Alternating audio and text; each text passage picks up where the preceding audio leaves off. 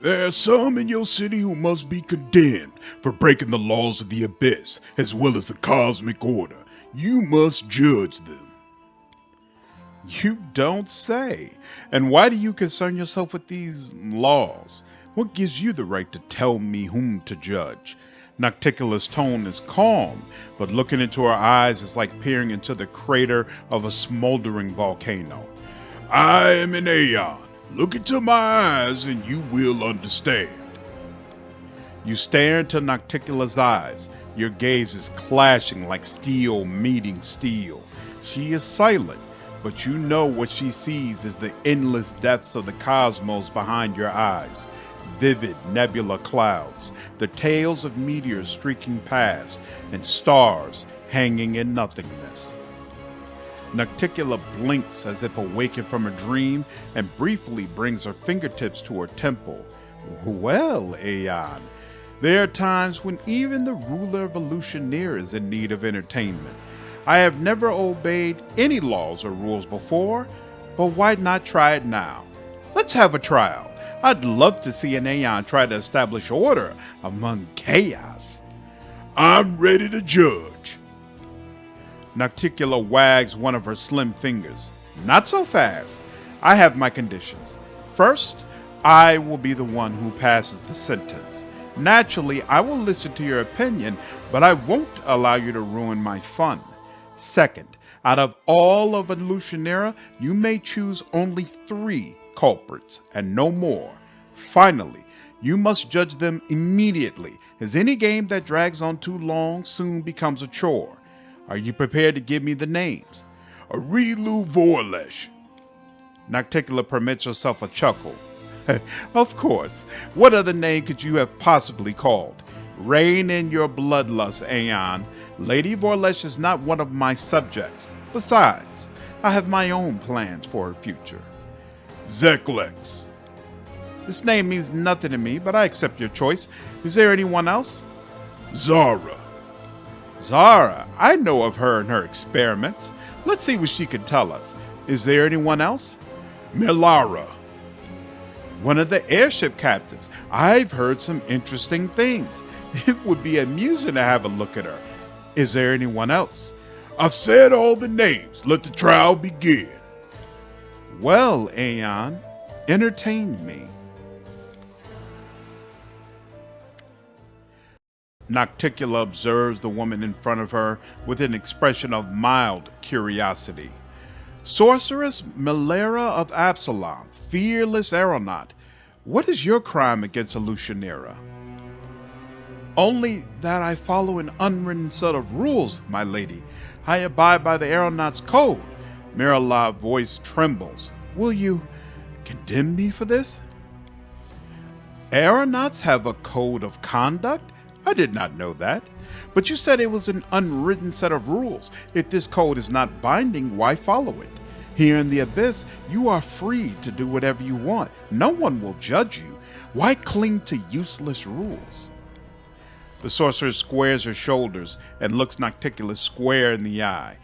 I cannot betray the aeronaut's code, my lady.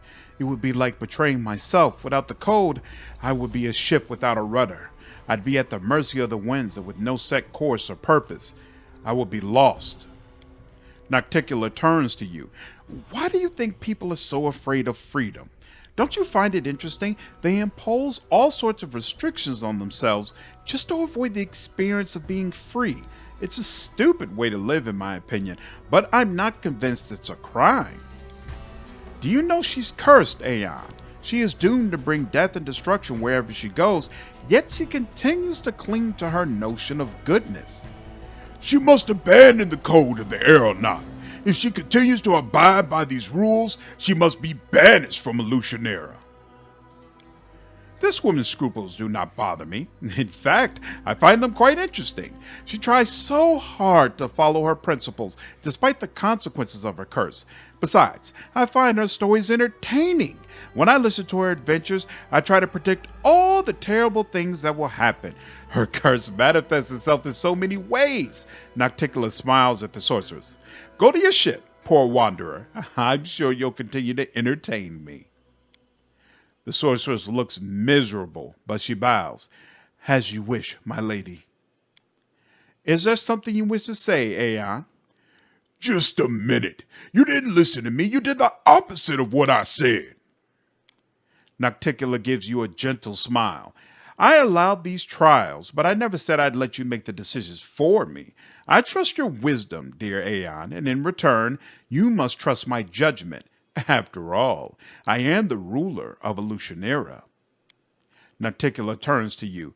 This trial is over, Aeon. I hope the next one will be more interesting. Zara and her son are ushered forward. Nocticula looks at Horges, who is frozen in terror beside his mother, and then turns her attention to Zara. So, Zara, daughter of Ishiar, the Aeon accuses you of going against creation and making something that shouldn't exist. Now, I wonder what that could be. Zara quails beneath Nocticula's gaze, but she tries not to show her fear. She stares down at the floor defiantly. This Aeon imposter doesn't know what he's talking about. For many years, I have conducted experiments on my children. Only Horges was strong enough to survive. He is proof that Quillpoth and demon blood can be crossed successfully. Really? A Quillpoth and a demon? Demons defeated these creatures a long time ago. The abyss is ours by right of conquest. So what is the point of your experiments? Are you crossbreeding a stronger species with a weaker one?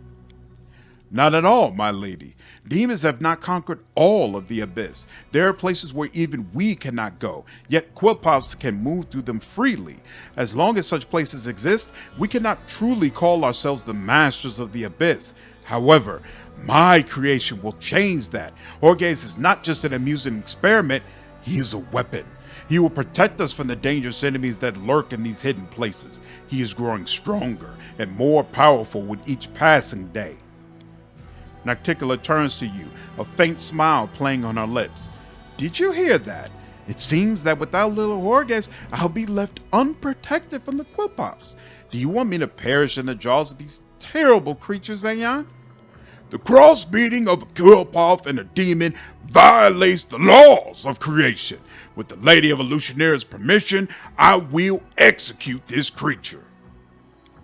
Nocticula considers your words. Well, I've made up my mind. Aeon, you were convincing, but not convincing enough. Zara, you may continue your experiments. I would be interested to discover what lurks in the depths of Ishiar, although I hope the boy comes back with stories of treasure and not Quillpoths. Yes, my lady, Horges will serve you faithfully, just as I do. Nocticula turns to you. This trial is over, Aeon. I hope the next one will be more interesting. Nocticula looks at Zeklex, appraising. Zeklex, the arena steward, a tiefling who is too honest for this plane and who appreciates a fair fight. You are rather unique. I doubt there are many who share your views, even on Galarian. Is there a reason to punish you? Zeklex bows his head. I am at your mercy, my lady. But if you think fair fights are boring, I must respectfully disagree. I pick opponents carefully and am always on the lookout for new talent. A fair fight is unpredictable. The underdog can always defeat the champion. Isn't that what keeps the audience on the edge of their seats? The unpredictability of the fights, the uncertainty of the betting table, and the desire to guess the winner. That's what keeps the crowds entertained. Your words make sense, Tiefling, though I do find you unusual. Here in the Abyss, it is strange to meet anyone who wishes for the triumph of honesty, but I find it amusing that someone like you has managed to survive in my city. Bravo! Not everyone could do what you have done, but how much longer will you remain alive? That is what interests me. Perhaps the Aeon should execute you. What do the laws of creation say, Aeon? Zeklex is guilty of violating the laws of the Abyss. He must be banished.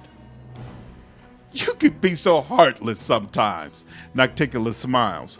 Well, cold-hearted Aeon, you've had your say, but this tiefling has convinced me. The only honest creature among liars. How unpredictable. Perhaps I'll even make a bet, Steward, on how much longer you'll live. It's going to be very entertaining.